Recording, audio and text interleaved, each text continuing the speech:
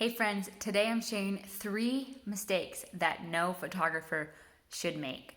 So, when I was 16 and I first started photography, I was taking photos all the time and I was also uploading them to a website called Flickr. Do you guys remember Flickr? It was like the bee's knees. It was where it's at, and it was where I got a lot of constructive criticism. I did it out of my own volition. I wanted people to comment on my photos so that I could get better.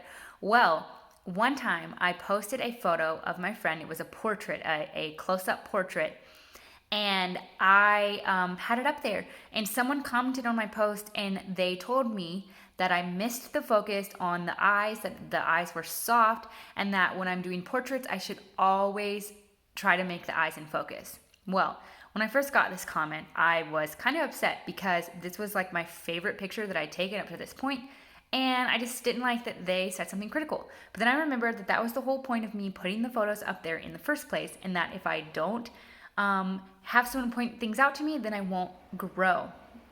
So over the years, I have noticed a few things that I see photographers doing that will immediately to me either make me think that they're a beginner, or just that they weren't thinking or didn't realize that this is something that they should be doing. And without fail, these 3 things are the things that I believe set apart seasoned photographers from beginning photographers. So really quick, what are the 3 things? Number 1 is missing the focus. So like that person said on my photo, whenever you're taking portraits, most of the time the focus should be on the eyes.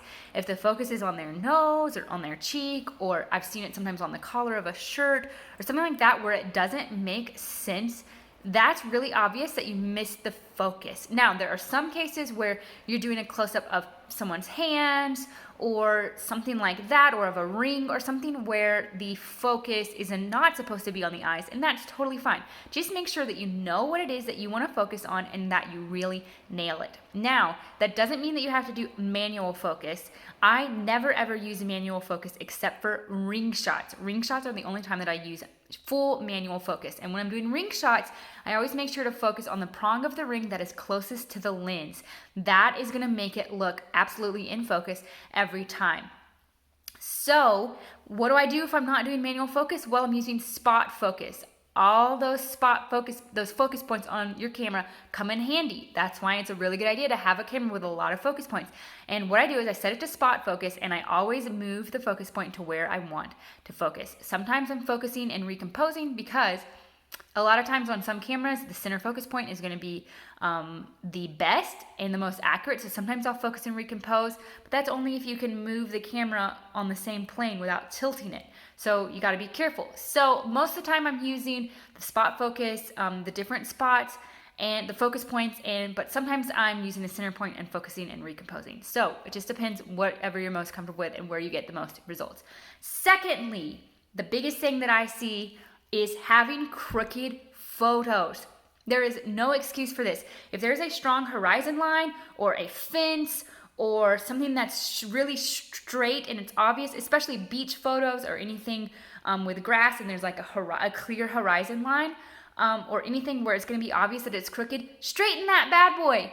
There is no excuse to have crooked photos. So make sure that you're always straightening the photos in post. Me, I shoot super crooked, so I'm straightening almost every single one of the photos that I take because there's no excuse. So try to find a line from a door frame or a window or the top of a ceiling or some steps or a fence or a horizon line or anything to use as your guidepost to make your photo straight. Okay, do it. Thirdly, last but not least, is not thinking about lighting, or just not being present and using your mind and thinking about, okay, what if I turn the subjects this way? What if I put them this way? So what I mean is, I'm sure you've all seen, let's imagine for a second that we're at a wedding and the cake is right in front of a window, okay? Now, you could shoot the image and take a picture of them with the window behind them.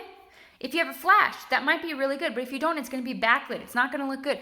The best thing to do would be to turn around and have you be at the window and have the window light shining on the couple. And better yet, maybe you can even get the people, the faces of the crowd behind them as they look on and see them cut the cake. So think about those lighting things. I cannot tell you how many times I've seen a photo where if they would have just turned around, the lighting would have been so much better. I'm talking about window shots, shots next to windows, like with a getting ready shot or something like that. Try to use the window light. Use it to your advantage.